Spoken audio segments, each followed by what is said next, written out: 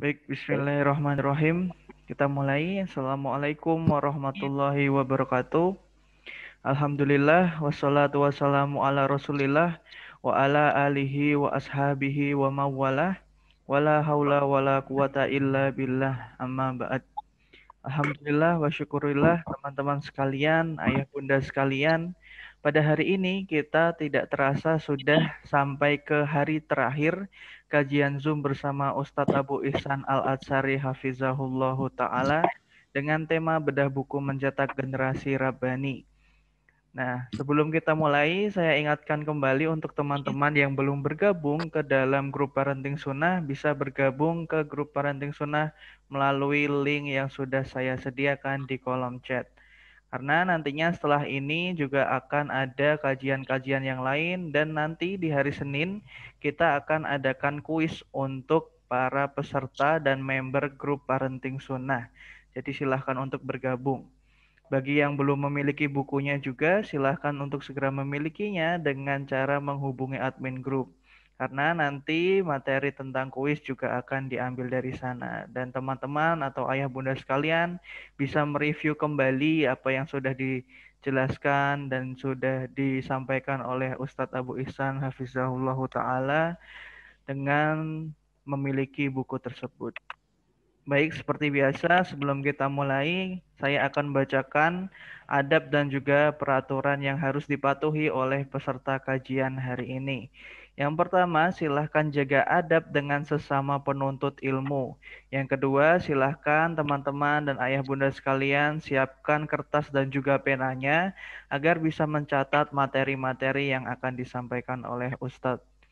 Yang ketiga, dihimbau untuk seluruh peserta untuk tetap mematikan mic dan juga kamera videonya untuk menjaga situasi dan kondisi selama kajian berlangsung tetap kondusif.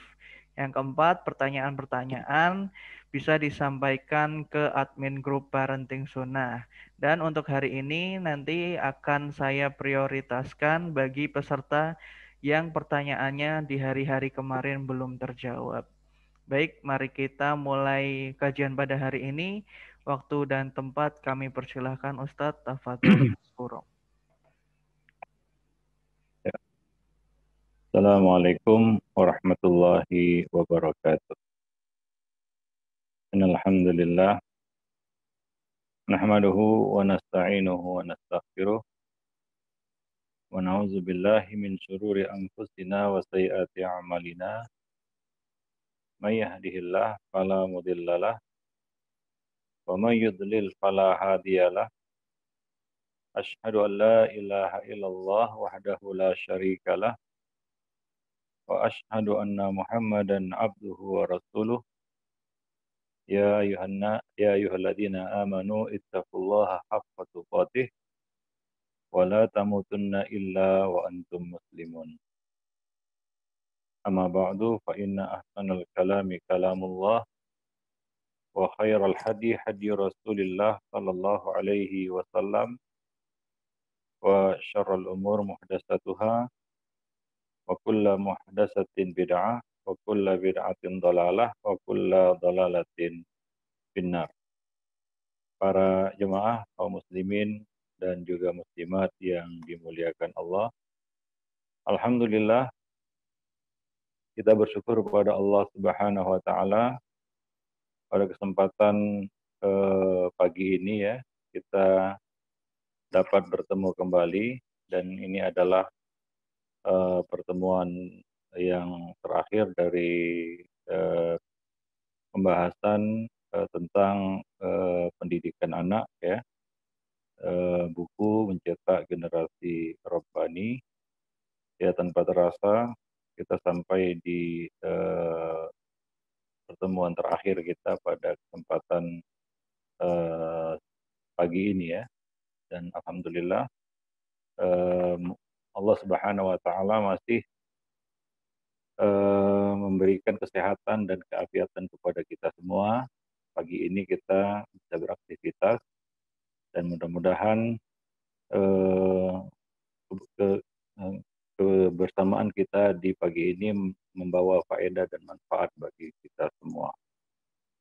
para jemaah kaum muslimin dan muslimat yang dimuliakan Allah, pada pertemuan terakhir ini kita akan menjelaskan ya tentang dua hal yang perlu ya untuk diketahui bersama oleh para ayah bunda terutama dan para guru juga, para pendidik ya, yaitu bagaimana melakukan proses islah pada anak, perbaikan, dan bagaimana kita bisa menggali potensi yang ada pada anak.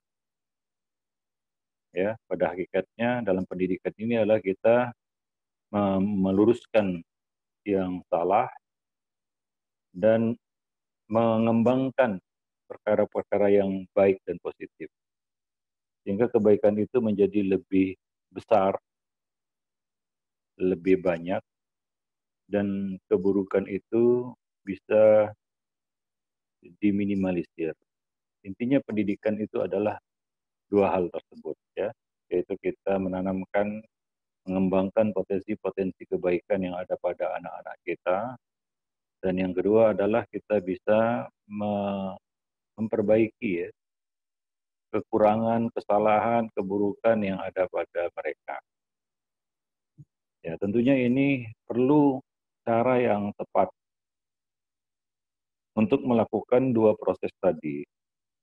Nah, dalam kesempatan ini kita akan berusaha untuk meneladani Nabi kita ya. Bagaimana beliau meluruskan satu kesalahan pada anak dan mengembangkan bakat kebaikan yang ada pada anak. Ya tentunya panutan kita di dalam pendidikan, dalam mendidik adalah Nabi Shallallahu Alaihi Wasallam. Karena beliau adalah pendidik yang tersukses dalam sejarah umat manusia sampai hari kiamat ya. Dan kita umatnya, apalagi umatnya, diperintahkan untuk meneladani Nabi ya di dalam kebaikan-kebaikan. Laqad kana lakum fi Rasulillah uswatun hasanah.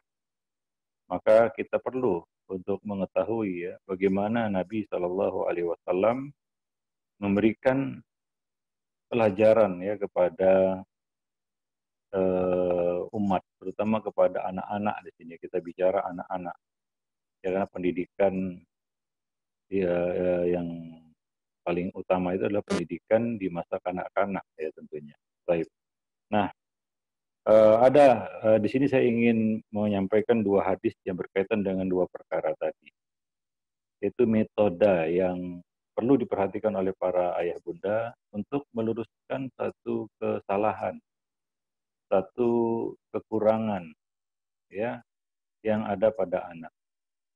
Kita orang tua tentunya kita tahu ya kesalahan-kesalahan anak-anak kita, kekurangan-kekurangan mereka ya. Karena anak itu ya lahir dengan membawa hal yang positif, bagaimana juga membawa hal yang negatif, yaitu sifat-sifat berbeda-beda ya. Itulah manusia, ada sisi baik, ada sisi buruknya. Bukan malaikat yang sempurna, yang tidak ada kurangnya, tidak ada salahnya, ya. Pasti banyak hal-hal yang kita dapati pada anak kita. Dan perlu kearifan, kebijaksanaan untuk meluruskan kesalahan dan kekeliruan tersebut. Nah, di sini saya ingin menyampaikan dua hadis tadi ya. Dan ini ada di dalam buku ini, hadis-hadis tersebut. Saya ingin menggali dan mengambil faedah ya dari hadis-hadis itu. Pertama adalah hadis yang diriwayatkan oleh Al-Imamul Bukhari dan Muslim di dalam sahih mereka dari Umar bin Abi Salamah. Umar bin Abi Salamah. Siapa Umar bin Abi Salamah? Umar bin Abi Salamah adalah anak tiri Nabi. Ya. Dia adalah putra dari Abu Salamah, ya, suami dari Ummu Salamah sebelum menikah dengan Nabi. Abu Salamah gugur sebagai syuhada di medan pertempuran. Ya, Abu Salamah. Kemudian setelah peninggal Abu Salamah, Ummu Salamah menikah dengan Nabi Shallallahu Alaihi Wasallam.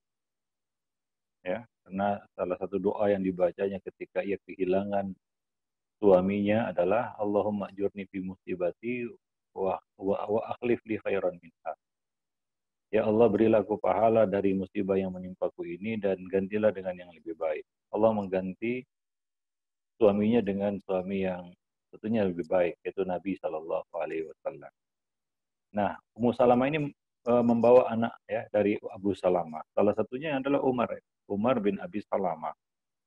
Dia bercerita, aku adalah bocah yang berada dalam pengasuhan Nabi Shallallahu Alaihi Wasallam, dalam pengasuhan Rasulullah Shallallahu Alaihi Wasallam.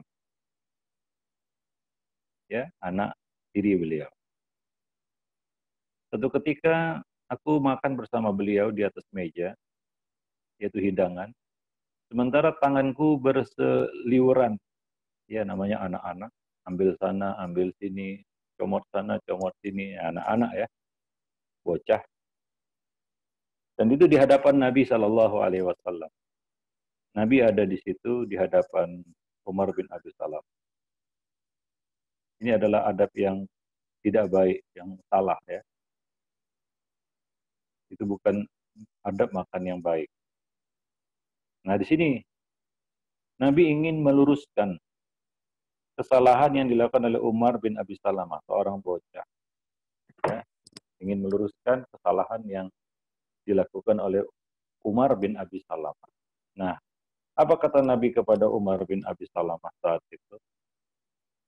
Nabi berkata, ya hulam, sammillah, wa kul biyaminik, wa kul mimma yalik. Yang artinya, wahai bocah, bacalah bismillah, gunakan tangan kanan, dan makanlah, ambillah makanan yang paling dekat denganmu. Ya, ambillah makanan yang paling dekat dengan. Ini perkataan Nabi kepada Umar bin Abi Salamah. Coba kita ambil beberapa faedah di sini. Yang pertama ya, Nabi Shallallahu Alaihi Wasallam tidak berkata kepada Umar, jangan. Ya, dan banyak kita dapati Nabi Shallallahu Alaihi Wasallam menghindari kata jangan kepada anak. Ya mungkin kalau kita di situ, kita akan mengatakan, ya jangan kayak gitu kan begitu ya, jangan begitu. Tapi Nabi di sini tidak menggunakan kata jangan. Ini satu faedah pertama ya. Dan banyak lagi hadis-hadis lainnya Nabi itu ya memang tidak suka mengobrol kata jangan kepada anak-anak. Pada anak-anak ya. Bahkan kepada orang dewasa, Nabi tidak selalu mengatakan jangan begitu. Kecuali dalam beberapa kasus ya. Atau dalam beberapa momen. Dan kepada anak-anak terutama, Nabi tidak menggunakan kata itu. Ya. Karena tidak semua orang bisa mengolah kata jangan itu. Ya, terutama anak-anak, kita katakan jangan pegang, dipegangnya. Jangan ambil, diambilnya. Dia tidak memperhatikan kata jangan tadi dan dia perhatikan justru kata setelah jangan. Jangan pegang, dipegang. Karena antum harus tahu bahwa manusia itu punya rasa penasaran, apalagi anak-anak, rasa ingin tahunya sangat besar. Ya, dibilang jangan pegang, justru dipegangnya itu.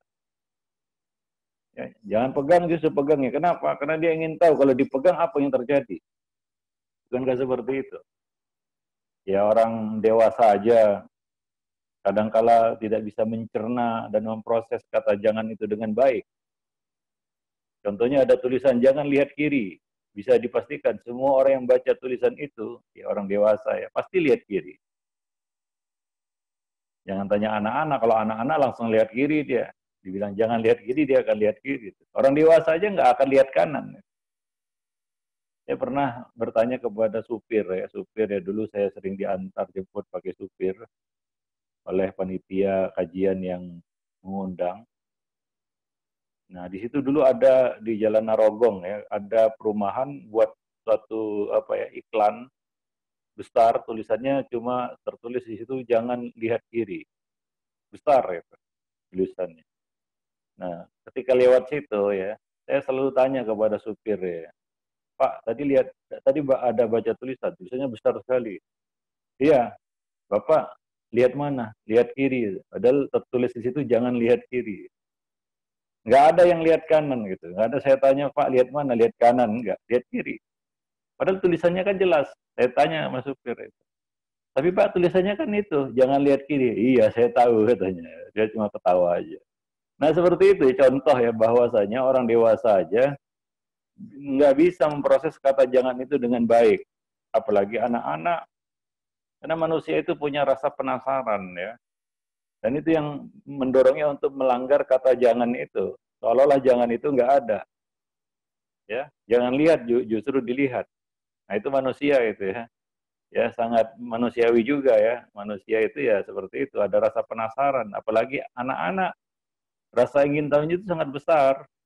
Ya, kadang-kadang kalau ditujukan kepadanya kata jangan, ya seperti yang banyak kali kita lihat, anak-anak dikasih tahu jangan malah dia lakukan. Jangan keluar, keluar dia. Ya. Nah, dia cari cara, berbagai macam cara untuk keluar, padahal perintahnya jangan keluar. Ya. Nah, di sini ya, ini satu pelajaran. Nabi tidak mengatakan kepadanya kata jangan ya kepada Umar bin Abi Salam. Jangan begitu makan, enggak. Tapi ada satu cara yang dipilih Nabi ya, dan ini efektif. Kenapa? Karena Umar bin Abi Salamah di penghujung riwayat tersebut mengatakan, begitulah seterusnya adab makanku setelah kejadian itu. Itu kata Umar bin Abi Salamah dalam hadis tersebut. Ya, yaitu begitulah cara makanku, ya adab makanku setelah kejadian itu. Yaitu apa? Ya tidak lagi ngambil ke sana kemari ya. Nah, apa masukan yang dikatakan kepada Nabi oleh Nabi kepadanya? Ya gulam, wahai bocah, makanlah dengan tangan kanan, ya. Bacalah bismillah, makanlah dengan tangan kanan, dan ambillah makanan yang paling dekat. Jadi satu perintah positif ya, pengarahan kepada sesuatu yang harus dilakukannya. Kadang-kadang kan kita malas bicara sama anak. Maunya ya instan, cepat dia berhenti dari perbuatan itu. Sementara anak perlu solusi. Kalau nggak boleh begini, bagaimana caranya? Kan begitu. Kalau nggak boleh cara seperti itu, yang benar caranya gimana? Nah, jadi ya di sini Nabi memilih cara yang lebih efektif, yaitu memberikan input yang positif, satu informasi yang dia perlukan, ilmu yang harus dia ketahui tentang bab itu, tentang masalah itu. Yaitu apa? Mengambil makanan yang paling dekat dengannya dulu. Ya, para jemaah yang dimuliakan Allah, ya. Nah, jadi ini satu metode yang sangat baik ya. Dan ini juga terjadi bukan hanya pada Umar bin Abi Salamah. Pada suatu ketika seorang tabi'in yang bernama Abul Aswad Ad-Duali bertanya kepada Al Hasan bin Ali, apa kira-kira kenangan yang masih engkau ingat bersama Nabi SAW? Maka Al Hasan berkata, aku masih ingat satu peristiwa, yaitu saat aku masih kecil. Ya, ini cucu Nabi ya, masih kecil. Tiba-tiba ada kurma zakat yang dibentangkan di masjid. Ya biasa kurma zakat dikumpulkan di masjid untuk dibagi-bagikan. Ya, maka aku pun menyerbu makanan itu, kurma itu, dan mengambilnya sebiji dan masukkannya ke dalam mulutku. Ya wajar ya, namanya anak-anak ya.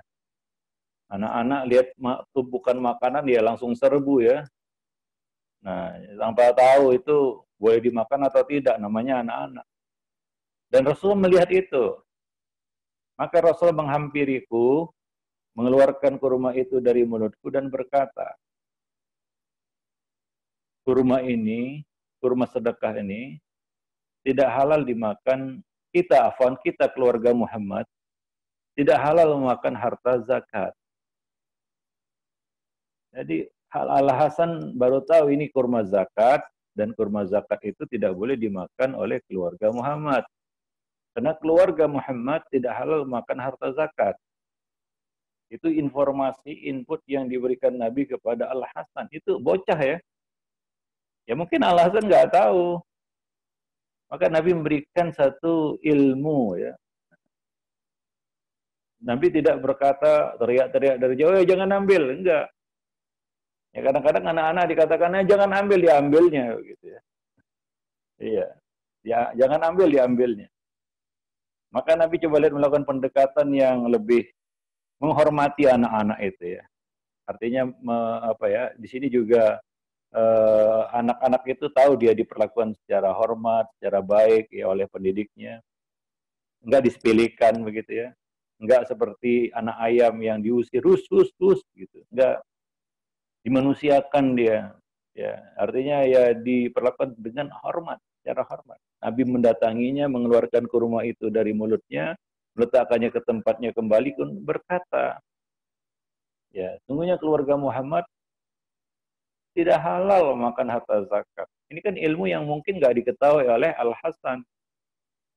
Ya, ilmu yang tidak diketahui oleh Al-Hasan bin Ali. Mungkin beliau nggak tahu. Nah demikian, para jemaah yang dimuliakan Allah. Jika ada yang mengatakan ya Rasulullah itu kan cuma anak kecil, ya itu hanya anak bocah ya. Tapi ya Nabi tidak membiarkan itu ya. Tetap Nabi memanfaatkan momen-momen untuk bisa memberikan pendidikan kepada anak-anak, terutama ini cucu beliau. Ya, nah demikian. Wallahu a'lam bishawab. Jadi di situ di dalam hadis itu Nabi juga tidak menggunakan kata jangan gitu ya. Kalau kita mungkin sudah teriak dari jauh, ya jangan ambil kan gitu ya. Tapi Nabi coba menghampiri Al-Hasan, ya mengeluarkan kurma itu, ya jadi sabar ya menghadapi ya anak-anak itu ya. Dia buat salah ya, namanya anak-anak buat salah dan perlu diluruskan, dan itu metode yang dipakai Nabi luar biasa. Ya. Nah di sini juga Nabi ya berbagi ilmu kepada Umar bin Abi Salamah, bahkan tidak hanya menyampaikan perkara yang perlu dia ketahui saat itu, Nabi menyisipkan perkara-perkara lain, misalnya makan pakai baca bismillah, makan pakai tangan kanan, yaitu satu yang tambahan ya, bonus untuk Umar bin Abi Salamah. Jadi masukkan positif ya, input positif, ilmu yang perlu kita sampaikan kepada anak. Supaya anak tahu ya apa yang seharusnya dia lakukan. Ya, tidak hanya melarang-melarang saja. Ini anak-anak ya, beda dengan orang dewasa. Mungkin orang dewasa cukup dengan dua patah kata, jangan marah, dia tahu. Ya. Jangan bohong, dia tahu. Ini orang dewasa, anak-anak berbeda ya, dia perlu diomongi ya, mereka perlu diberi apa namanya? Informasi, ilmu ya, input yang positif agar dia tahu ya, oh begini begitu. Tapi kita kadang-kadang kita selaku orang tua kan malas nih ngobrol dialog seperti ini dengan anak-anak. Maunya kan instan aja. Jangan gitu ya. Nah, itu enaknya itu ya, instruksi itu. Ya, mengkomandoin orang itu enak namanya. Tapi ini kan mendidik ya. Ini kita bukan apa namanya, bukan kita katakan mendidik binatang buas, bukan. Ini anak manusia, punya akal, punya rasa, ya punya perasaan, ya punya jiwa, hati, ya. Nah, para jemaah yang dimuliakan. Baik, itu yang pertama. Yang kedua, yang bisa kita petik di sini faedahnya adalah, coba lihat bagaimana Nabi meluruskan kesalahan Umar bin Abi Salamah. Ya, beliau tidak langsung to the point. Kadang-kadang kita perlu berbahasa basi, kita perlu menuju satu sasaran itu dari arah yang lain, yang lebih bisa diterima. dan dengan cara yang mudah untuk diterima. Yassiru wala tu'assiru. Mudahkan dan jangan persulit. Apalagi untuk menasihati orang. Menasihati orang itu perlu dengan cara yang mudah dia terima. Karena tujuan kita menasihati orang kan agar dia menerima nasihat kita. Ya, sebagian orang menasihati orang itu ya, sebagian orang menasihati orang lain itu tujuannya untuk menjatuhkan vonis kepada orang itu. Sehingga nasihatnya pun kadang-kadang tidak positif ya. Artinya tidak baik nasihatnya. Dengan cara yang buruk. Misalnya dengan mempermalukannya. Yang mana hampir bisa dipastikan dia akan menolak nasihat itu. Dan seiring dengan orang itu menolak nasihat, maka jatuhlah vonis. Nah, kadang-kadang kita itu menasihati orang, maksud dan tujuannya ingin memvonisnya. Bukan untuk memperbaiki kesalahannya. Maka dalam Islam, ya, digunakan kata-kata nasihat, ya, dari kata nasoha, artinya murni. Nasahatul asal, aku memurnikan madu, ya, hingga madu itu jadi murni. Itu asal kata nasihat, kemurnian, ketulusan. Nah, demikian ketika kita menyampaikan nasihat, ambillah cara yang paling mudah untuk dia terima. Ya, maka hindari nasihat itu misalnya dengan kata-kata yang kasar. Kemudian nasihat di depan orang banyak. Itu bukan nasihat itu. Itu adalah ta'yir. Itu namanya menjatuhkan kehormatan. Kalau kita menasihati orang di depan orang banyak. Menasihati seseorang di hadapan orang banyak, khalayak ramai, dia akan malu itu. Ya, maka yang terbetik dalam hatinya adalah kebencian, kemarahan. Kenapa? Karena dia merasa dipermalukan. Dia tidak melihat lagi inti dari nasihat tersebut. Ya. Nah, di sini Nabi menggunakan cara yang luar biasa. Luar biasa baik ya. Luar biasa kita katakan bagus. Ya, coba lihat di sini Nabi menyebutkan 3 perkara. Baca bismillah, makan pakai tangan kanan, mengambil makanan yang paling dekat. Ada 3 perkara. Sengaja itu ya. Nabi menyebutkan 3 perkara itu. Kesalahan yang dilakukan oleh Umar bin Abi Salamah cuma satu, yaitu mengambil makanan dari sana sini. Adapun baca bismillah, dia baca bismillah. Tangan kanan, dia pakai tangan kanan. Ambil makanan yang paling dekat, nah ini yang nggak dilakukannya. Dan ini coba lihat ya, ini akan mempermudah orang untuk bisa menerima nasihat kita. Kadang-kadang kita perlu mengungkap sisi positif kebaikan yang dilakukannya. Supaya kita menampilkan kesan, menumbuhkan kesan di dalam hatinya bahwa dia orang baik sebenarnya dan bisa berbuat baik. Dan selama ini dia berbuat baik. Jika keburukan itu sedikit dan mudah baginya untuk meninggalkan keburukan itu. Karena selama ini dia sudah banyak berbuat baik. Dan banyak kebaikan-kebaikannya. Ya, jadi demikian ya. Kalau kita habisi manusia dari sisi buruknya, habis dia. Nah, di sini coba lihat, kalaulah Nabi cuma mengatakan, hei anak, bocah, hei nak, bocah, kalau makan dari yang paling dekat ya, nah, dia kan merasa terpidana ya istilahnya, ya, terhukumi begitu ya. Soalnya nggak ada kebaikannya, nggak ada nilai positif, sisi positif yang ada pada dirinya, yang ada adalah dia salah. Nah, di sini coba lihat apa yang ingin dimunculkan, yang ingin ditumbuhkan Nabi di dalam hati Umar bin Abi Salamah, yaitu bahwa dia banyak kebaikan yang dilakukannya. Pertama, dia baca bismillah. Ketika Nabi mengatakan, wahai bocah, baca bismillah. Wah, itu saya. Saya baca bismillah ini, Nabi. Ya. Makan dengan tangan kanan. Oh, saya pakai tangan kanan ini. Wah, benar ya udah. 2 ya. Nah, ini yang ketiga ini yang disasar sebenarnya ya. Wakul mimma yalik, makan ambillah makanan yang paling dekat. Nah, kalau itu bukan saya. Nah, kan 3, ini ada 3, 2:1 itu. Nah, kalau orang ya dalam hatinya, wah ini ada 2 kebaikan saya, 1 kesalahannya. Ini 1 kan mudah baginya untuk dia perbaiki begitu ya. Kenapa? Karena ini ada dua kebaikan yang ada pada dirinya yang dilakukannya, tinggal satu aja sehingga mudah baginya untuk memperbaiki yang satu ini. Tapi kalau orang kita cari-cari kesalahannya, kita buat list kesalahannya 1, 2, 3, 4, 5, mungkin dia stres. Kemudian dia putus asa, oh, kalau begitu saya nggak bisa baikin. Kenapa? Banyak kali buruk saya. Begitu. Nah, jadi untuk memperbaiki manusia juga ada cara ya. Ini berlaku juga, ini terutama pada anak-anak. Nabi melakukannya kepada anak-anak. Itu bisa kita coba juga pada orang dewasa ya. Dan itu Nabi juga lakukan pada orang dewasa. Ya pernah satu ketika ada seorang yang jenaka di zaman Nabi ya. Dia ini jenaka orangnya, sering buat Nabi tersenyum ya. Suasana yang kaku menjadi cair karena kehadirannya, namanya Abdullah Al-Himar. Tapi dia punya kekurangan orang ini, yaitu dia masih suka minum khamar, mabuk dan dicambuk. Suatu ketika dia dicambuk menjalani hukuman karena melakukan perbuatan yang salah itu ya, minum khamar, dia dicambuk. Ada orang yang mencelanya, ada laki-laki yang mencelanya. Maka Nabi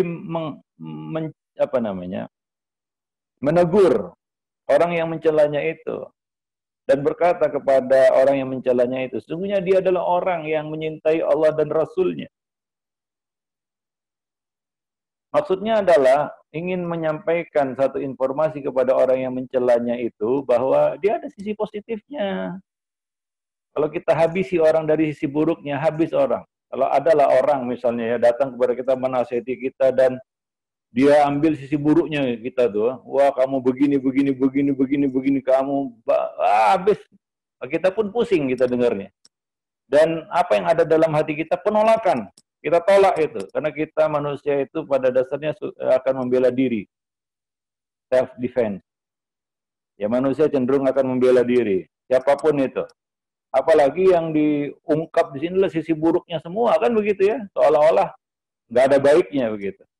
Coba lihat bagaimana Nabi ya mengabarkan kepada orang-orang yang mencela itu, ya kamu mencelanya karena kamu hanya tahu keburukannya. Nah ini ada kebaikannya. Ya ini orang yang menyintai Allah dan Rasul-Nya. Nah, ini dalam konteks kita ingin meluruskan seseorang. Ya. Nah itu orang dewasa gitu ya. Ya bahwa buruk-buruk begini, dia dihukum cambuk karena mabuk, tapi dia masih cinta kepada Allah dan Rasul-Nya ini orang.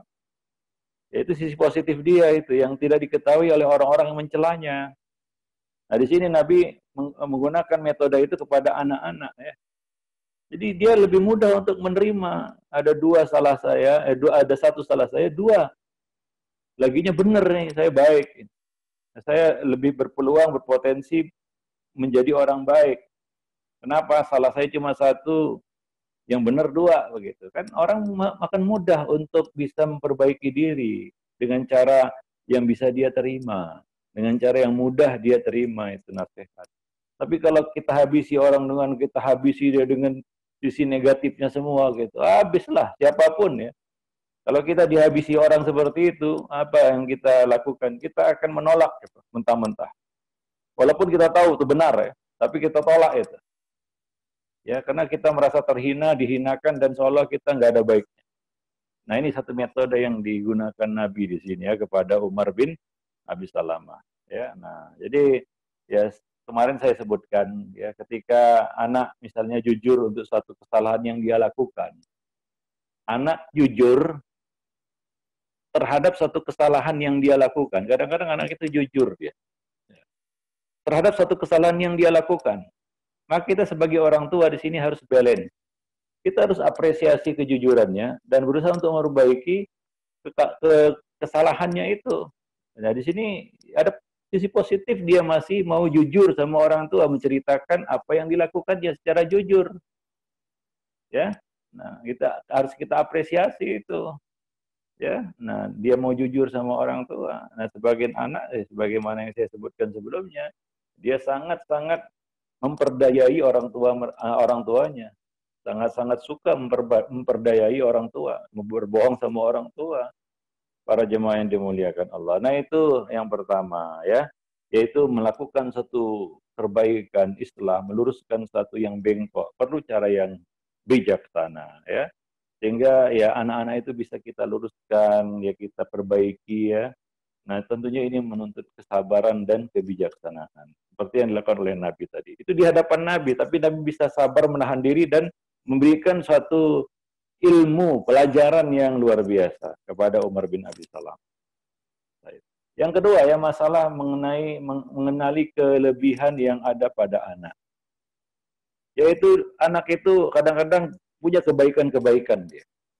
Ada sisi-sisi positif yang ada pada dirinya. Dan itu harus dipertajam. Kalau bisa diperluas, diperbanyak. Itulah tugas orang tua sebenarnya. Dan tugas sekolah juga ya. Untuk mengembangkan potensi yang ada pada anak.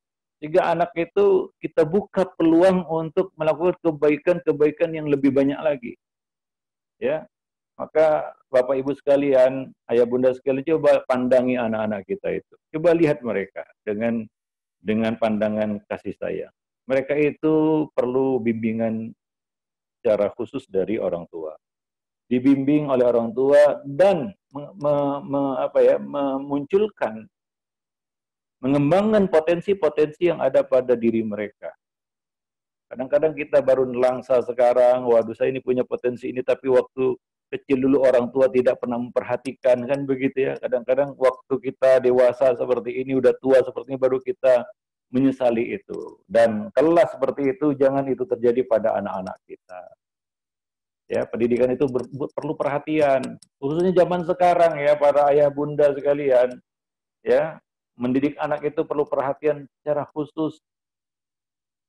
Ya, kita harus menungguinya, kita harus menelateninya, kan gitu ya, telaten, ya, sabar menghadapinya, ya, perlu perjuangan juga, modal juga, pengorbanan itu yang penting ya.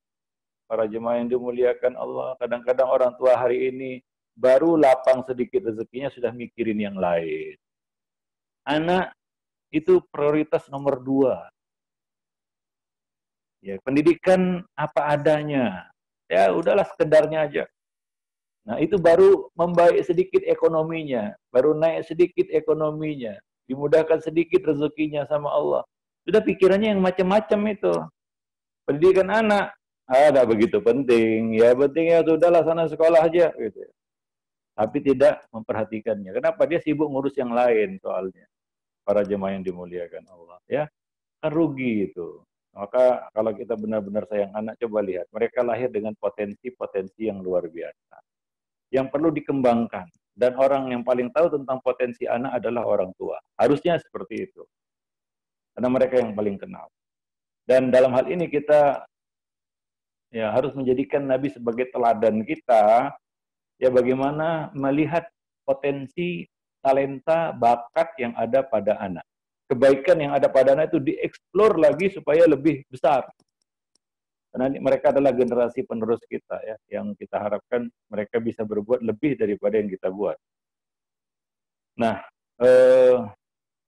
ada satu hadis yang sahih ya, diriwayatkan oleh Abu Daud, Tirmidzi dan Al-Hakim dan disahihkan oleh Al-Albani di dalam silsilah ahadits sahihah. Ya. Dari Zaid bin Thabit radhiyallahu anhu. Ia bercerita, ketika Nabi tiba di kota Madinah, aku dipanggil menghadap beliau. Orang-orang bercerita, wahai Rasulullah, ada seorang anak bocah dari Bani Najjar yang sudah hafal 17 surat Al-Quran. Ini dari depan ya, bukan dari belakang. 17 surat kalau dari depan itu ya udah sampai juz berapa itu ya, 10 juz mungkin, lebih. Ya. Maka orang-orang jadi buah bibir di Madinah, ya, karena hafalannya. Dan mereka pun bercerita kepada Nabi, hingga Nabi menyuruh Zaid bin Thabit untuk menghadap beliau. Nabi ingin tahu anak ini, bocah ini, ya, dari Bani Najjar ini. Maka aku pun membacakan hafalan itu kepada Nabi untuk disimak dan diperiksa. Dan beliau kagum dengan bacaanku itu, dengan hafalanku itu. Ya, luar biasa ini. Ternyata bukan isapan jempol belaka, betul-betul nyata. Artinya apa? Bocah ini luar biasa. 17 surat Al-Quran itu dihafalnya dengan baik, nggak pakai nyangkut istilahnya, ya. Nggak pakai nyendat, nggak tersendat-sendat, lancar hafalannya 17 surat. Ada orang yang hafal Quran itu ya, hafal surat-surat lain itu seperti menghafal surat Al-Fatihah. Ada yang seperti itu hafalannya. Kalau kita kan enggak seperti itu, banyak nyangkut-nyangkutnya. Nah, ada orang yang hafal surat-surat lain itu seperti hafal surat Al-Fatihah.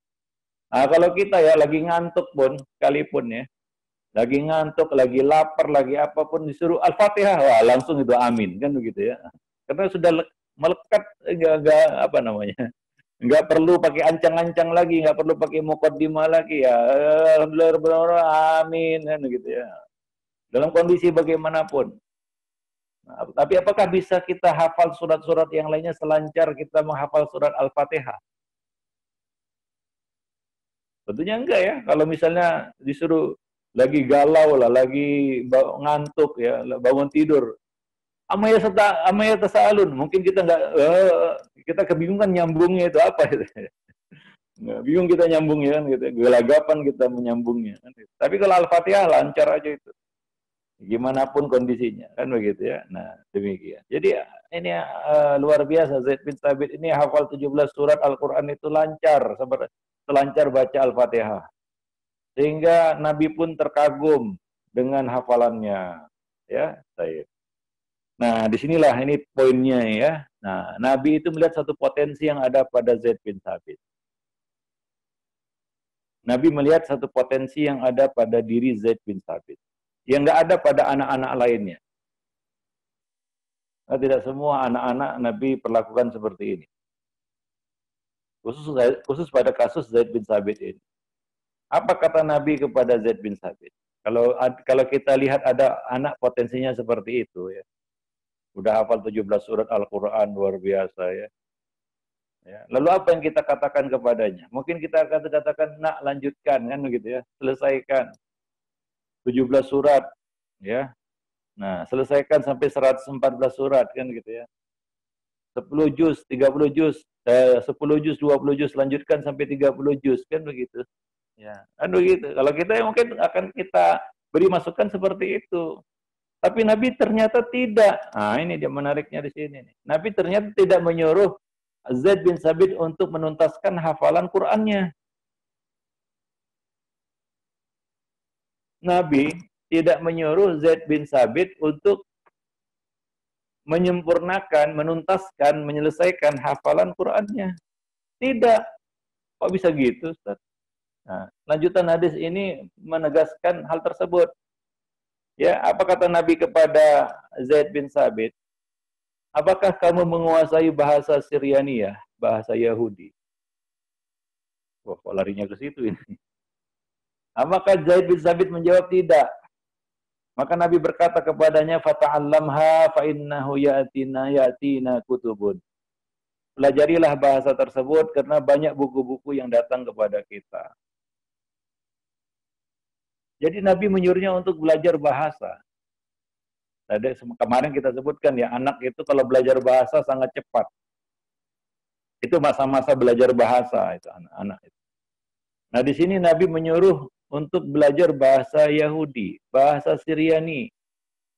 Itu bahasa yang berbeda dengan bahasa Arab, gak ada nyambungnya, tulisannya juga berbeda. Huruf-hurufnya juga berbeda gitu ya. Oh ya, bahasa Syriani, bahasa Ibrani itu. Huruf-hurufnya itu berbeda. Ya. Pokoknya berbeda semua dengan bahasa Arab gitu. Seperti kita orang Indonesia belajar bahasa Arab kan begitu ya. Hurufnya berbeda gitu. Ya. Huruf abjadnya juga berbeda. Alif bata kita kan ABCD, dia alif bata. Demikian juga di sini bahasa Arab dengan bahasa Syriani. Beda. Maka ketika ditanya seperti itu, tentunya jawaban dari Zaid bin Thabit adalah, tidak, aku nggak tahu bahasa itu. Dia kan anak Arab kan begitu ya, nggak ngerti lah bahasa Syriani. Ya di sini ya, kalau saya tanya kepada ayah bunda saya, kenapa Nabi tidak menyuruh Zaid bin Thabit untuk menuntaskan, menyelesaikan hafalannya? Apakah itu bukan prioritas? Coba saya tanya dulu kepada jemaah sekalian. Kira-kira apa jawabannya? Kira-kira apa jawabannya? Kalau saya tanya, Kenapa Nabi tidak menyuruh Zaid bin Sabit untuk menyelesaikan hafalan Quran? Yaitu 17 surat, tinggal beberapa surat ya. Kalau yang lain-lain itu kan pendek-pendek. Kenapa? Apa hikmah? Ya, ya tepat sekali. Yaitu apa? Ya, untuk menuntaskan hafalan Quran itu bukanlah perkara yang susah, sukar, sulit untuk seorang Zaid bin Sabit. Dengan potensi bakat yang dia miliki, yaitu kekuatan hafalannya. Tidak sama seperti yang lainnya. Ini luar biasa. Dia sangat cepat menghafal. Inilah modal yang penting untuk belajar ilmu bahasa sebenarnya. Maka Nabi mengarahkannya kepada sesuatu yang ada tantangan bagi Zaid bin Sabit. Maka anak-anak itu juga harus kita kasih challenge, yaitu tantangan, supaya dia berkembang dalam artian yang positif ya, perkara yang positif. Ya, kebaikan. Karena Nabi menjelaskan alasannya, yaitu apa? Fa'innahu ya'tina kutubun. Karena datang buku-buku berbahasa Syriani kepada kita, yang perlu diterjemahkan, yang perlu ditranslasikan ke dalam bahasa Arab. Ya, nah demikian.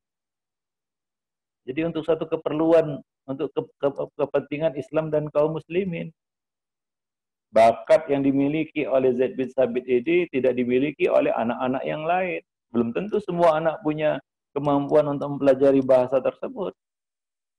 Jadi Nabi melihat bakat yang ada pada Zaid bin Sabit yang tidak dilihat oleh orang lain mungkin. Orang lain nggak melihat itu. Ya seperti para sahabat yang jadi buah bibir di Madinah ya.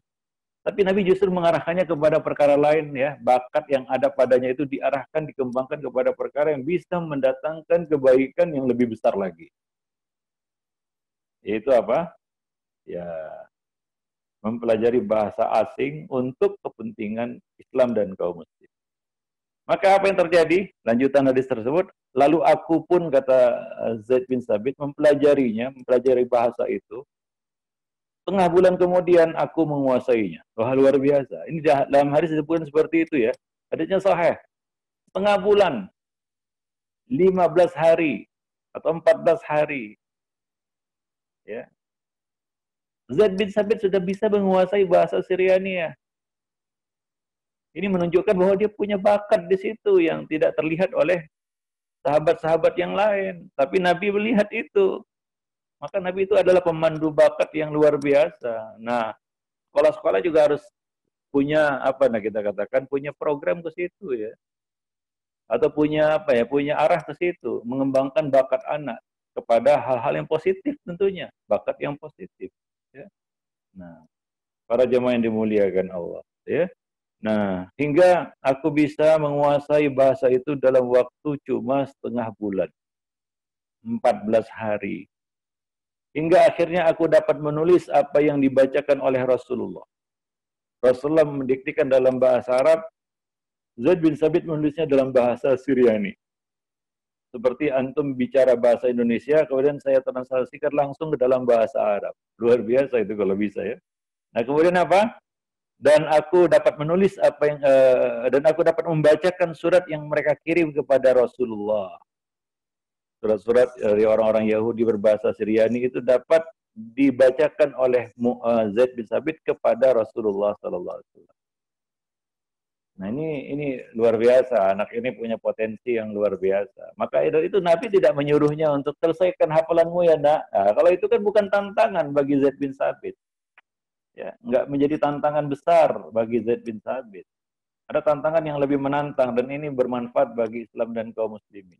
Yaitu apa? Ia bisa menguasai bahasa asing untuk kepentingan dakwah, untuk kepentingan yang kita kata menyebarkan Islam ya. Apalagi hari ini ya, para jemaah yang dimuliakan Allah. Baik. Jadi itu satu poin yang bisa kita dapatkan dari hadis ini adalah ya bagaimana Nabi itu mengembangkan satu sisi yang baik ya positif pada anak untuk perkara yang lebih besar lagi. Itulah pendidikan sebenarnya. Satu kekeliruan, kekurangan, kesalahan itu dapat diluruskan dengan cara yang bijaksana seperti yang dilakukan Nabi tadi sebelumnya ya. Kemudian yang kedua, kebaikan-kebaikan yang ada pada diri itu bisa dikembangkan begitu ya, bisa dimanfaatkan dengan lebih baik lagi. Nah, tugas pendidik itu dia. Anak-anak itu kan datang dengan potensi-potensi mereka yang sayang ya kalau orang tua tidak perhatian kepada itu ya. Nah, demikian. Nah, sekolah-sekolah lembaga pendidikan kita hari ini kan belum mengarah ke situ kan ya. Belum mengarah ke situ. Ya, wallahu a'lam bishawab. Ya.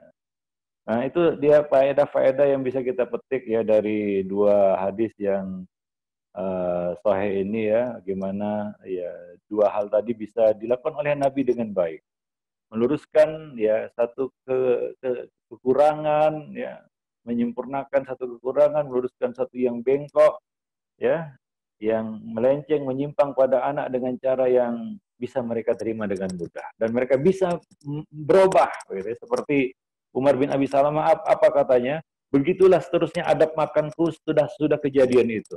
Jadi Umar bin Abi Salamah mudah untuk menerima teguran dari Nabi tadi dengan cara yang bisa dia terima dengan mudah. Sehingga dia bisa berubah dengan mudah juga. Ya, Nabi tidak melulu menyorot kesalahannya, tapi Nabi juga mengungkapkan sisi baik dari Umar bin Abi Salamah tadi. Sehingga anak itu kan, kalau kita sendiri aja lah merasa ya, kalau dia nasihati kita, dia menyebutkan kamu ini orang baik sebenarnya, begini, begitu, begini, begitu. Tapi ada satu yang perlu diperbaiki, kan mudah bagi kita. Tapi kalau kita dihabisi, kamu ini gini-gini, ABC di semua buruk semua, wah pecah kepala kita. Rasanya mau ingin menonjok orang itu aja kan gitu ya. Ya, karena kita merasa terhinakan, dihinakan. Ya, nah, itu metode ya, yang dicontohkan Nabi Shallallahu Alaihi Wasallam kepada kita. Nah, tadi juga ya, bagaimana Nabi bisa kita katakan mengungkap ataupun memunculkan ya sisi positif baik pada anak hingga bisa lebih berkembang lagi ya. Nah, demikian. Wallahu a'lam bishawab. Baik, para jemaah yang dimuliakan Allah, ya kira-kira itulah yang bisa kita sampaikan dalam pertemuan kita pekan ini ya, mudah-mudahan bermanfaat. Ya, bukunya ada di tangan antum semua dan antum bisa baca ya. Ya bisa bisa menelaahnya ya. Nah, mudah-mudahan buku itu bermanfaat ya bagi ayah bunda sekalian ya dan juga bagi kami ya. Karena kita semua adalah para orang tua yang sedang berjuang berusaha untuk bisa mendidik anak-anak kita kepada arah yang lebih baik lagi ya. Nah, demikian saja. Lebih dan kurang saya mohon maaf. Aqulu qauli hadza astaghfirullah li wa lakum wa lisairil muslimin innahu huwal ghafur. Kalau ada yang bertanya kita buka kesempatan untuk bertanya. Ya silakan. Baik, terima kasih Ustadz. Syukron, jazakallahu khairan, wabarakallahu fikum atas materinya. Semoga kita semua dapat mengambil manfaat dari apa yang sudah disampaikan oleh Ustadz hari ini. Baik, selanjutnya kita masuk ke sesi tanya jawab. Untuk pertanyaan yang pertama dari Ummu Muhammad di Tanggamus, Lampung. Pertanyaannya, Bismillah, adakah saran lantunan pengantar tidur yang baik untuk anak? Apakah dengan mendengarkan murotal atau kalimah tauhid yang dikemas dengan bentuk nyanyian? Karena biasanya dinyanyikan untuk Nina Bobo dan semacamnya. Mohon sarannya Ustadz, jazakallahu khairan. Ya, ya sebenarnya anak itu diajari doa sebelum tidur ya. Karena mungkin di sini ada dokter juga ya, nggak baik ya kita tidur sambil mendengarkan sesuatu yang itu tidak bisa maksimal tidur kita sebenarnya. Ya, maka yang perlu diajarkan kepada anak adalah berdoa sebelum tidur.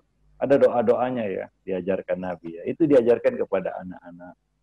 Ya, kalau kita mau kasih ujangan-ujangan sedikit silakan, tapi jangan panjang-panjang. Ya. Nah, jadi nggak bagus juga tidur dengan, walaupun kita dengar Quran ya, kita tidur dengan menggunakan ini ya, tertidur sampai tertidur itu nggak bagus sebenarnya. Dan itu tidak mengistirahatkan jantung kita. Mungkin di sini ada dokter ya, nggak bagus tidur tuh dengan pakai Walkman atau earphone seperti ini. Ya, terjaga gini nggak apa-apa ya, kalau tidur jangan.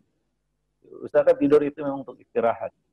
Makanya Nabi juga kan nggak menyuruh sahabat membacakan Quran untuk Nabi tidur, kan enggak. Ya, nah demikian. Baca Quran, bukan pengantar tidur bacaan Quran itu.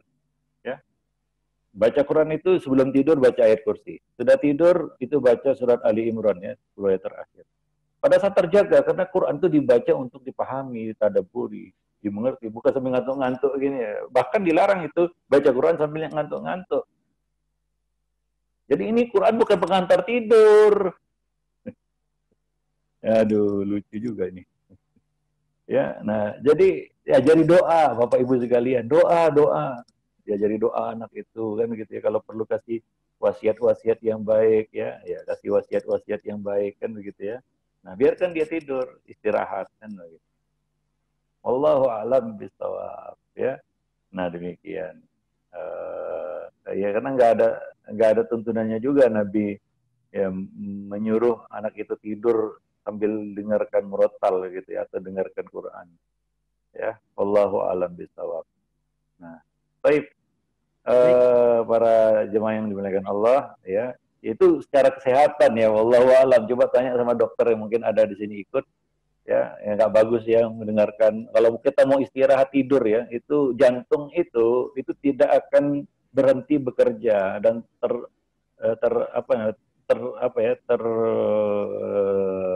dipaksa untuk bekerja ketika ya kita di bawah intensitas cahaya mendengarkan suara. Maka ya perlu keheningan ya, perlu suatu yang tenang ketika tidur. Nah demikian. Ya, makanya dari itu cahaya dimatikan. Ya, kita tidur dengan di bawah cahaya aja itu ya, itu kan tidak bisa maksimal. Jantung itu tidak bisa istirahat. Kita nggak dapat deep sleep-nya istilahnya. Ya, deep sleep-nya nggak dapat gitu ya. Tetapi deep sleep itu yang perlu, dan itu ya ketika memang jantung itu betul-betul istirahat.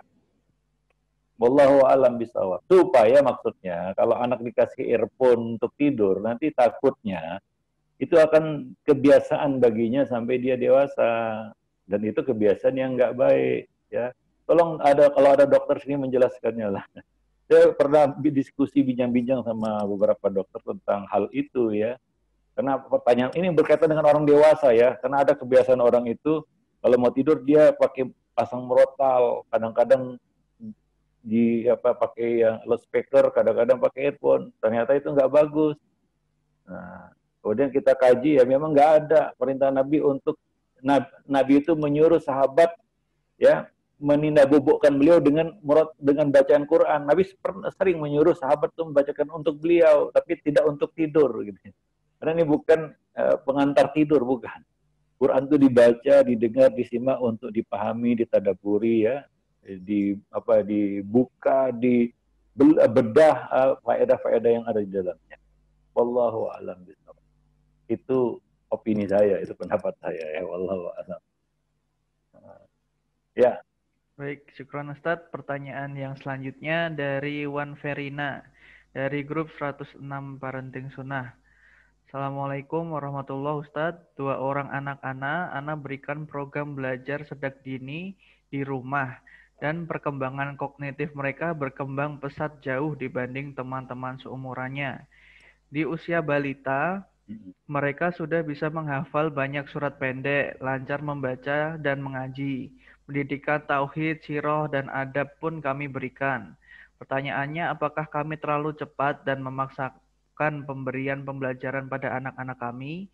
Takutnya perkembangan psikologisnya terganggu dan nantinya mereka mengalami retardasi dalam pembelajaran.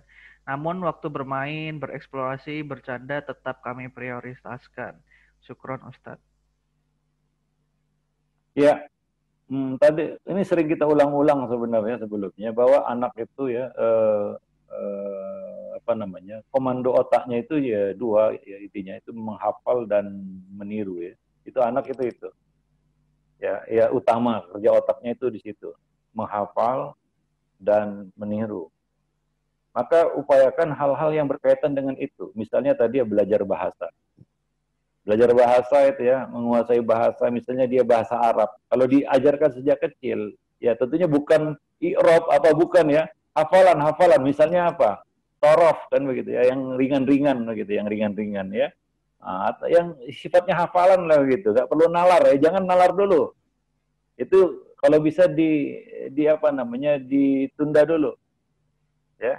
Ya, karena tidak semua anak punya kemampuan istimewa istilahnya. Lain ya, ada anak yang IQ-nya itu memang istimewa, tapi nggak semua anak kan ya. Nah, seperti ya Nabi SAW menyuruh siapa Zaid bin Sabit karena melihat potensi yang ada pada anak. Tidak ada pemaksaan. Ya, Nabi melihat ada potensi, bakat, talenta di situ.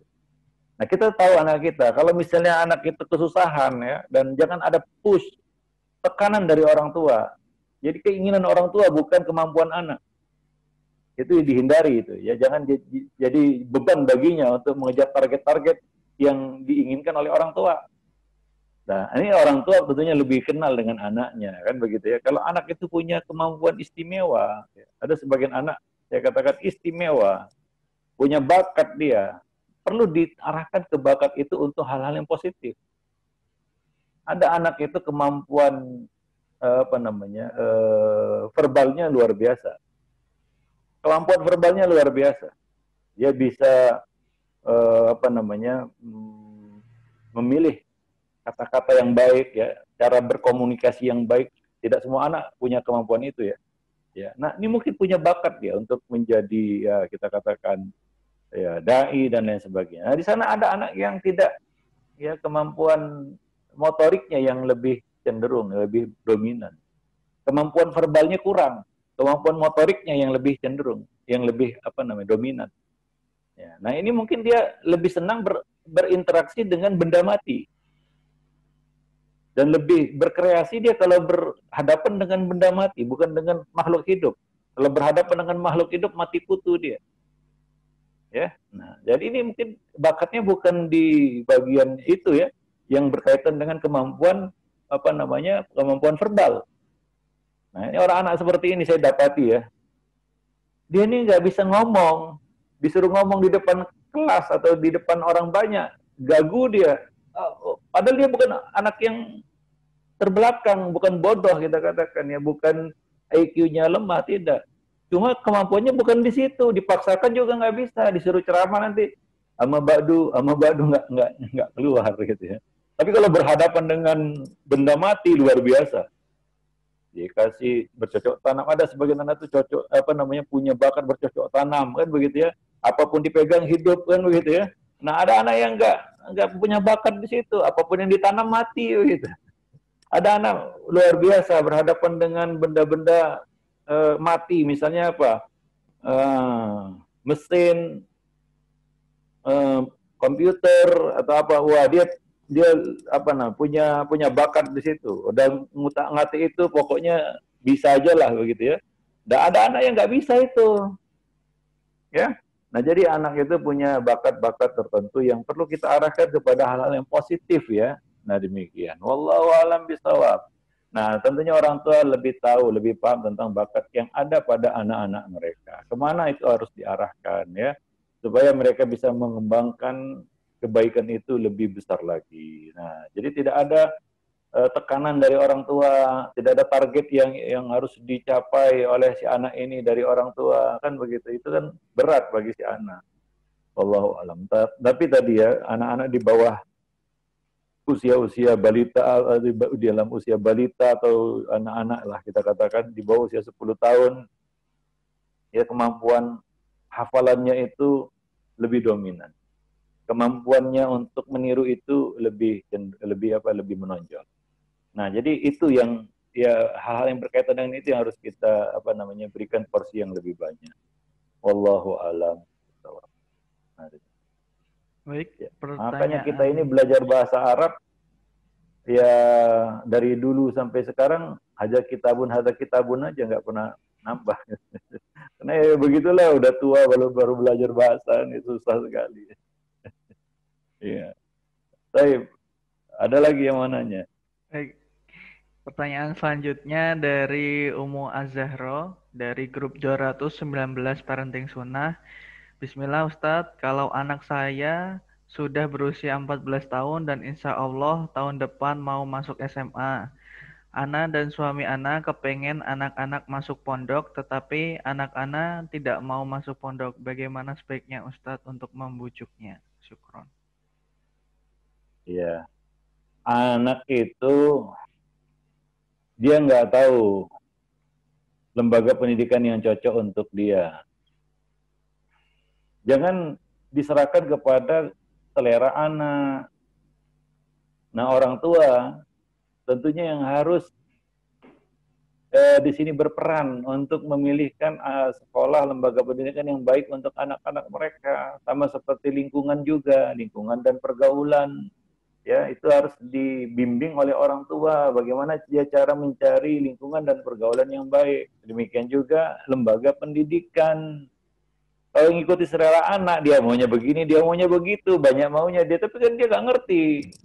Ya, maka di sini orang tua ya harus mengarahkan, ya. Nah, demikian ya, anak ini supaya ya kepada lembaga pendidikan yang baik untuknya. Ya, para jemaah yang dimuliakan Allah. Dan ini perlu juga waktu. Maka kita harus, pendidikan itu tidak bisa dadakan. Ya, mempersiapkan anak masuk pondok, ya, itu harus jauh-jauh hari. Nggak bisa lah dadakan seperti kita buat kejutan, hadiah, surprise itu. Enggak. Itu bukan surprise itu. Dia bisa kaget, dia bisa apa namanya ya, dia bisa stres. Ya, perlu mukaddimah, perlu kita katakan kita mendasari hal itu dengan hal-hal yang ya kita katakan mendorongnya untuk ya apa ya bisa menerima model pendidikan tersebut. Ya, nah demikian. Misalnya ya jauh-jauh hari sudah sering dibawa ke pondok kan gitu ya, memperkenalkan pondok itu kan begitu ya. Nah, jadi dia kalau kita tujuannya ke situ ya kita telah menemukan misalnya ya pondok yang ideal misalnya ya. Nanti ya proyeksinya ke depan. Jadi jauh-jauh hari jangan dadakan. Pendidikan anak itu memang harus dirancang dia, makanya ini perlu ya kita katakan apa ya waktu mukaddimah ya, artinya apa ya, saya sebutkan pengantar ya sebelum kita sampai ke situ. Ya jangan tiba-tiba anak, wah kamu harus masuk pondok gitu, itu kan berat bagi dia nggak ngerti pondok itu apa, ya dia nggak ngerti positifnya masuk pondok itu apa kan gitu, apa yang ada di pondok dia juga nggak ngerti. Nah, maka orang tua satu, dia harus memilih lembaga pendidikan yang terpercaya. Ya, jangan dia jerumuskan anaknya masuk ke dalam lembaga pendidikan yang abal-abal, bahkan yang merusak. Yang kedua, dia perlu lakukan langkah-langkah pre pendidikan itu ya. Artinya apa? Sebelum dia masukkan ke pondok, anak itu kita perkenalkan tentang dunia pondok. Ya, bahwa pondok itu positifnya begini. Supaya dia terangsang untuk, wah ya, saya ingin masuk pondok. Ya, nah demikian. Dan diberi latihan-latihan ya. Nanti di pondok ada apa? Misalnya dia harus mandiri, ya itu dilatih, sudah terbiasa dia. Dan ketika dia menjalani kehidupan di pondok, dia nggak terkejut. Ya, ya misalnya dibiasakan sejak awal. Maka ya katakan pendidikan itu perlu perencanaan. Kalau untuk masuk pondok dia dipondokkan kan ya, tadi itu ya. Ada usia-usia tertentu, nggak mungkin ya usia-usia anak di bawah 5 tahun, bahwa di bawah 10 tahun kita masukkan ke pondok, itu kayaknya membuang anak ya.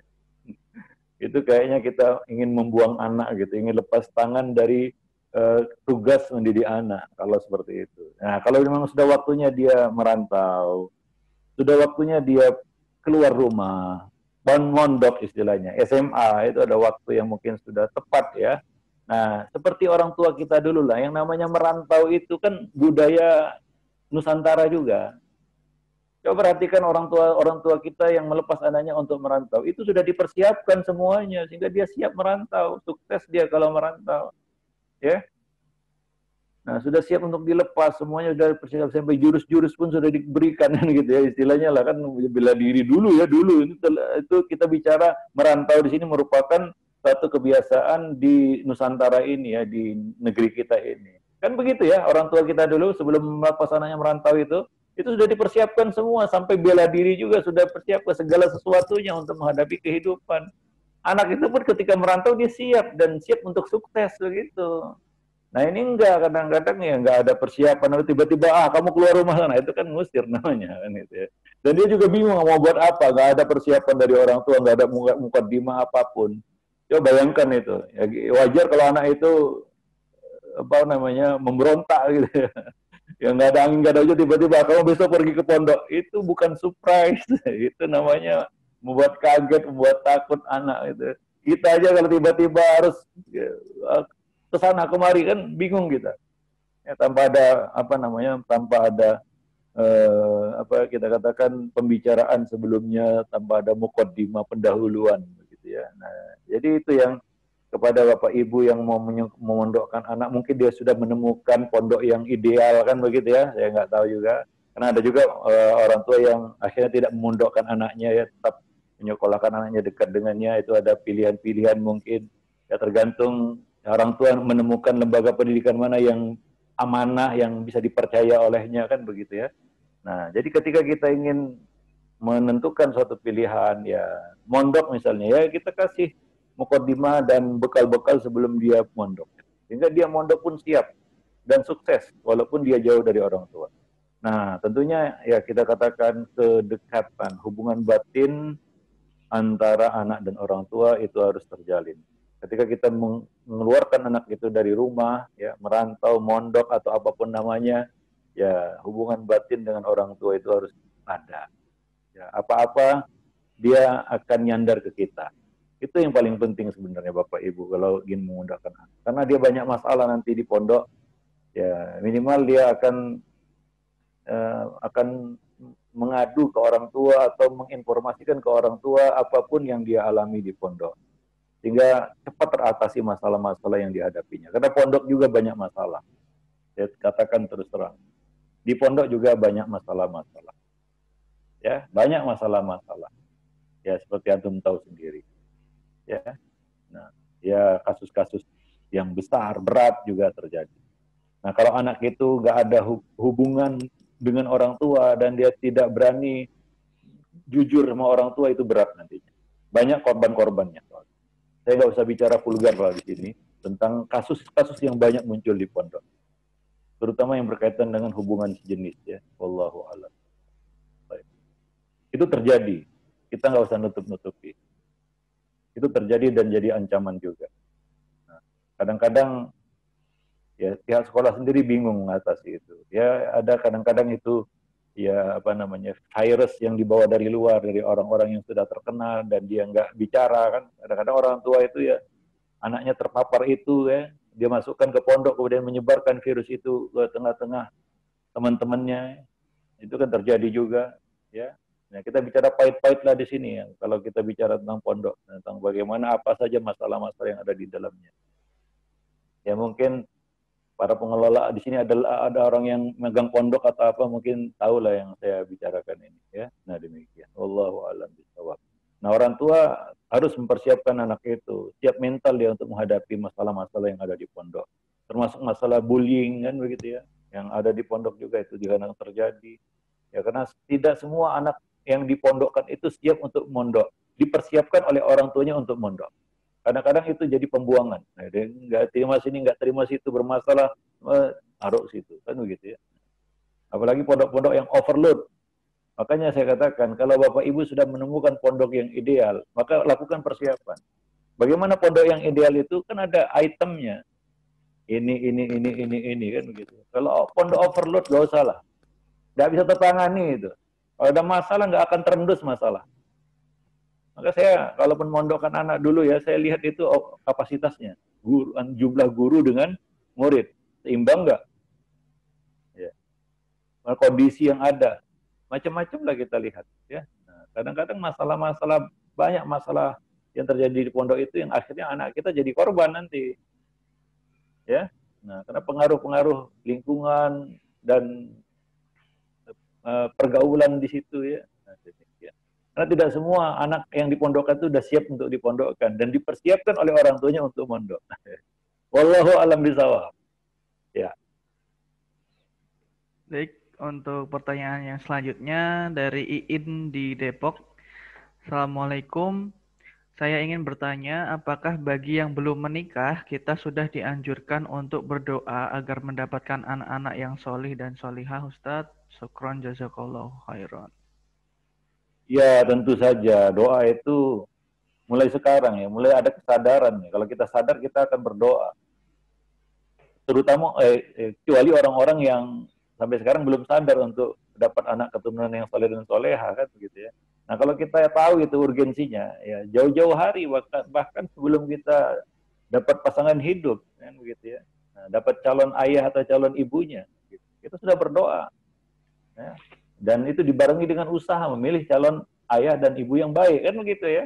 Sampai ketika kita menumpahkan benih itu ke rahim, baca doa supaya apa? Terlindungi dapat anak yang baik. Tapi dalam kandungan ini kan buku ini kan kita poles seperti itu ya, tahapan-tahapannya sampai kepada ya hal-hal yang sifatnya ya mungkin sudah kita punya anak dan lain sebagainya di lapangan ya. Nah, ketika kita memang betul-betul sudah punya anak, ya, itu pun ya nggak berhenti doa itu ya. Kan sudah kita lewat ya, sudah bahas ya, sudah lewat pembahasannya ya. Pentingnya faktor doa karena hidayah bukan di tangan manusia, bukan di tangan ayah ibu. Ya, kalau Nabi Nuh itu tidak kuasa untuk memberikan hidayah kepada putranya, bagaimana kita? Ya, nah demikian. Wallahu a'lam bishawab. Ya. Ya, baik, pertanyaan yang selanjutnya dari Heri Sudibyo di Wonorejo. Assalamualaikum warahmatullahi wabarakatuh. Yang pertama, saya menikah dengan wanita yang sebelumnya telah memiliki seorang putri usia 7 tahun. Apakah anak perempuan dari istri saya itu mahram atau bukan mahram, Ustadz? Sejauh apa saya bisa berinteraksi dengannya? Yang kedua, apakah wajar kekhawatiran kami sebagai orang tua memberikan batasan yang agak ketat kepada anak untuk tidak bebas bermain dengan anak tetangga dan anak bayi 1 tahun kami digendong sana-sini oleh ibu-ibu tetangga yang terkadang terang-terangan ketika menimang anak bayi kami biasanya oleh mereka dibumbui dengan kata-kata yang mengandung syubhat, syirik, tahayul, inilah itulah sehingga kami takut fitrah anak yang masih suci dan bertauhid terpengaruh oleh kata-kata tersebut. Mohon arahan dan bimbingannya Ustadz. Syukron jazakallahu khairan. Ya, ya ini pertama ya tentang mahram ya tadi ya sebutkan ya itu termasuk ya robaib ya warobaibukum alladzi apa namanya fi hujurikum ya. Nah itu termasuk salah satu yang masuk kategori mahram kita ya. Nah demikian. Ya Allah Subhanahu wa taala menyebutkan itu di dalam surat An-Nisa ya tentang robaib ya, yaitu anak-anak yang berada di dalam pengasuhan kita ya, apalagi kita sudah bergaul ya, berhubungan intim dengan ibunya, maka itu menjadi mahram kita ya. Nah demikian. Jadi, tidak boleh kita nikahi ya. Nah, wallahu alam. Itu yang pertama. Yang kedua apa tadi? Yang kedua Anaknya anak sering tetangga. ya anaknya sering digendong dengan ibu-ibu tetangga dan sering ditimang dengan syubhat, syirik, tahayul dan lain-lain sebagainya, Ustaz. Ya itu perlu dinasihati lah tetangga kita itu ya, bahwa itu ya di perkataan yang nggak benar. Kalau itu mengandung syirik itu diluruskan ya, dinasihati ya. Nah, ya supaya dia tahu lah, minimal dia gendong anak kita nggak baca-baca syirik-syirik itu kan begitu ya. Nah, ya demikian ya. Itu kewajiban kita kepada ya apa namanya sama kaum muslimin, yaitu menasihati ya. Nah demikian ya.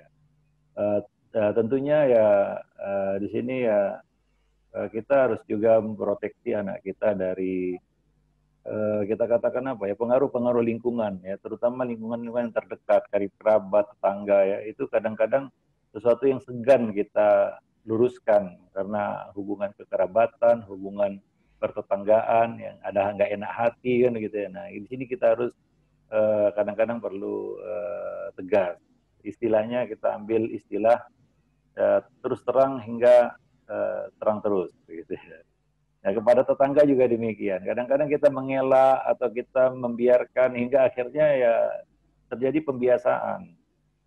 Ya, misalnya gini saya contohkan, tetangga mengajak kita apa? Tahlilan, kita tolak. Tapi alasannya kadang-kadang nggak benar. Oh, saya sibuk. Besok diajak lagi itu. Alasannya lain lagi. Wah, saya ada keperluan.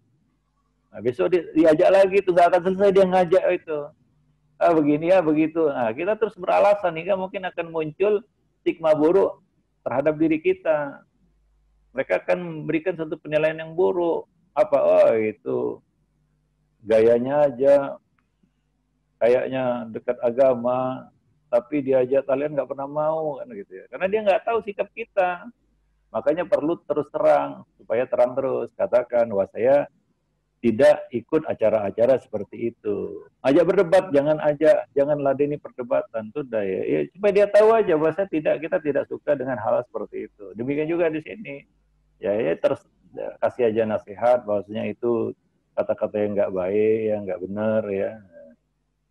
Ya, minimal kalau untuk menimang-nimang anak-anak kita tidak dengan kata-kata yang mengandung syirik tadi kan begitu ya. Oh, tapi kalau kita mengelak dan apa ya, dia akan terus melakukannya. Seperti yang saya contohkan tadi ya. Nah, wallahu alam bisawab. Sama keluarga juga demikian. Kadang-kadang kita nggak pekihuan ya, pekihuh ya istilah orang Jawa. Nggak enak hati kalau sama karib kerabat ini agak susah nolaknya kan begitu ya. Nah, tapi sama orang lain kan yang nggak kita kenal mungkin kita bisa strict lurus. Ya. Tapi sama keluarga kadang-kadang kita kehabisan kata-kata kan gitu ya. Nah, jadi perlu dipertegas di awal supaya kedepannya sudah selesai masalahnya. Ya, nah demikian. Wallahu alam bishawab. Ya. Baik, yang Ya, ada selanjutnya lagi yang mau bertanya? ada Ustadz. Yang selanjutnya dari Salma Terakhir ini Rizkina. ya, sudah mau Baik, ya. Salma Rizkina di Malang. Bismillah, apakah perilaku Hmm. atau sifat anak itu sangat bergantung dengan garis keturunan ayah atau ibunya? Apakah bukan dari hasil didikan orang tua selama anak sudah lahir? Syukron jazakallah khairan. Ya, akhlak itu ada dua. Ada akhlak yang kita bawa lahir, ada akhlak bentukan. Ya, ada perkara-perkara sifat-sifat yang itu adalah apa namanya? Faktor genetika ya, yang dibawa lahir dari yang dibawa anak dari lahir, yang dibawa dari lahir ada, ya. Nah, ada yang positif, ada yang negatif. Dan ada sifat dan perilaku akhlak itu yang kita dapatkan dengan latihan, bentukan, kita melatih diri ya, sehingga kita mendapatkan akhlak tersebut, sifat tersebut. Ya, maka di sini dijelaskan oleh Ibnu Utsaimin ya ketika membahas tentang hadis apa namanya seorang sahabat yang punya dua sifat yang apa namanya disukai Allah yaitu al-hilmu wal anat ya. Al-hilmu wal anat, kesabaran dan kesantunan. Ya. Nah, itu ada sifat yang dia bawa ya, dari lahir dan dicintai Allah dan Rasulnya. Dari situ dari hadis itu ya, Ibn Utsaimin menyimpulkan bahwa akhlak itu ada dua. Dan ini juga pendapat ya dan kesimpulan para ulama-ulama yang lainnya sebelumnya. Ya bahwa ada akhlak itu yang kita bawa lahir, ya mungkin ada faktor genetika di sana ya. Ya, ada akhlak yang kita dapat ya dari hasil latihan. Ya artinya setelah kita dewasa atau setelah kita ada dia hadir di dunia, ya barulah kita mendapatkan akhlak-akhlak tersebut ya para jemaah yang dimuliakan Allah. Wallahu alam bisawab. Ya, maka dari itu tadi kita sebutkan tentang pendidikan. Bahwa pendidikan itu adalah kita meluruskan hal-hal yang negatif, salah, menyimpang, keliru, kurang pada anak-anak kita. Yang paling tahu ini orang tuanya tentunya ya. Nah, itu salah satu tujuan pendidikan. Ya. Nah, yang kedua adalah potensi baiknya yang bisa kita kembangkan. Kan begitu. Wallahu a'lam. Ya.